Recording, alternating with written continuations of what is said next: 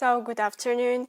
First of all, before we start the interview, let me introduce our team and the project. So, we are the Generation for Ukraine team, and we thank for this opportunity to speak with you today. We are here to present the YOUROPE project, a significant initiative operating under the Horizon Europe framework. And this project aims to raise awareness about disinformation in the Czech Republic and generally democratic societies. And today we are at the British Embassy, and we are delighted to talking to the Deputy Head of Mission at the British Embassy in Prague, Kate Davenport. Thank you for taking the time to speak with us today. So could you please introduce your background to our viewers? My background?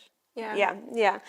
Thank you very much, and it's a pleasure to work with Generation for Ukraine. It's a great group that you've got working to support Ukraine, and we're always keen to support your work and all the efforts that you're going to raise awareness of the need to support Ukraine, not just with financial means and raising money for defence and ammunition and so forth, but also in terms of addressing some of the disinformation, some of the false narratives around the war in Ukraine.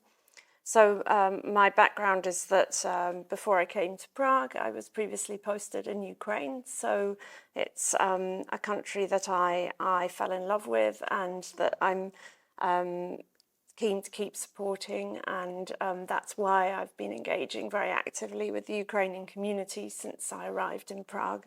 Yes, thank you very much. And so my first question would be connected with your experience, because it's really interesting, because you, as I suppose, were in Ukraine during the COVID and during the start of full-scale invasion. So how did your experience in Ukraine shape your understanding of Russian disinformation tactics? Mm-hmm. So I think that disinformation is an issue that we grapple with in all of our countries, the UK included. But of course, in Ukraine, the Russian threat was a hybrid threat. So there were many different tools it was using to attack Ukraine and Ukrainian society. Obviously, there was the external threat that it posed with its military forces, but there was also the way in which it tried to influence the public narrative, but also influence people's minds and their perspectives on different things. And I think the thing about the way that Russia very cleverly uses propaganda and disinformation is by looking for the vulnerabilities and the weak points in society, and using that to very good effect to sow confusion and disinformation about what's currently going on. COVID was obviously a case in point in Ukraine. We saw, as in many countries, a rise in, for example, views against vaccination, concerns about the value of vaccination, concerns about whether protective equipment was actually useful, but also the corruption around the procurement of vaccines and of protective equipment. And I think all of that undermines public trust in the institutions and therefore has implications for public trust in other institutions unrelated to COVID. So it's very effective in terms of undermining societal resilience. And of course, in the case of COVID, undermining the overall health of society, because the impact of COVID from sickness, from the cost of addressing the health crisis was obviously to also undermine the economy. So you're right that COVID was a good example of where disinformation took hold and definitely had a negative impact on the public response. And then, of course, in terms of the preparations for resisting Russian aggression, again, disinformation can undermine that, because people don't necessarily trust the message if they think that there is some confusion in what they're seeing on public public communication channels, on social media and so on. And I think this is an issue that the British government has been actively engaging in trying to address. And right now we work with 14 countries across Europe to combine our efforts on Ukraine, the Ukraine Communications Group. This is a way of trying to work together to make sure that we are giving the same messages on Ukraine and on the war. That's obviously really important. And we had a number of strategic communications projects running in the time that I was in Ukraine, even before the war. And of course, that's become increasingly important since the beginning of the full-scale invasion. Sure, and I think for now, backing maybe to Czech context, and because parliamentary elections are coming, so maybe what parallels do you see between disinformation challenges in Ukraine and those emerging in Czech Republic? So I mentioned that disinformation is perhaps most successful when it plugs into existing vulnerabilities, existing tensions in the public discourse. So a very obvious one is the Green Deal.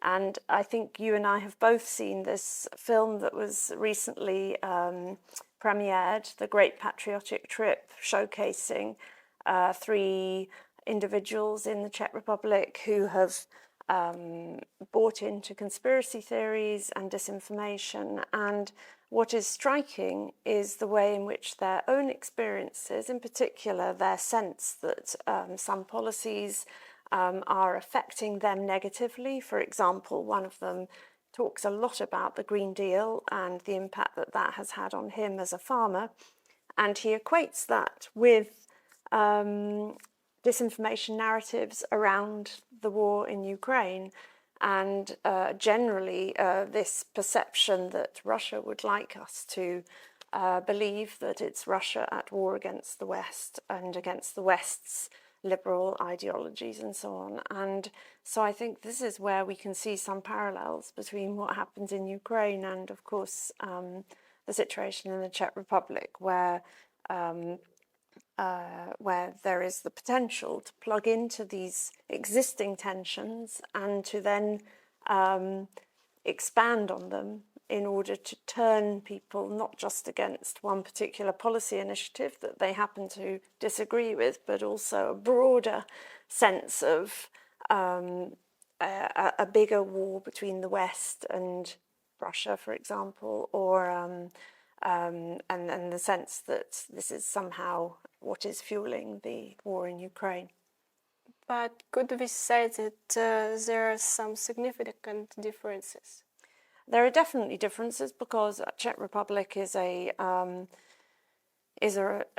long time now member of the EU, more than 20 years, and it has a robust democracy. It has a very strong tradition of democratic elections. There's a very strong public discourse, freedom of speech, and so on. So in this sense, there are many differences, and I think what you see, however, and when you look at how this current election campaign is being conducted, that despite the efforts of some politicians to reach out and have conversations with people to make some concrete proposals, the things that seem to be having the most impact in terms of people's voting intentions are these broader narratives, broader understandings of the direction of travel that the world is taking and how people feel about that. So in that sense, social media is having as much impact as those individual conversations and efforts by politicians to engage with voters. So I think this is the challenge for all of us, is how we deal with that in the future. Yeah, thank you. And I think to sum up, from your point of view, what are the key tools and narratives Russia is using for coordinating information operations entering the Czech discourse? Well, social media is a very easy one. all of us, I think, now use social media to get the vast majority of our news, and we rely on that to provide us with latest updates and so on. So it's very easy to believe what you see there, and it's actually quite hard to discern what might be true and what isn't. It requires a degree of critical thinking, and in this world where people are very busy and they're swiping quickly, they may not apply that level of discernment. So one of the areas where we work actively in terms of projects as a British government is on learning to discern, schools projects with young people to sort of get them to apply that degree of distance and to challenge what they're reading.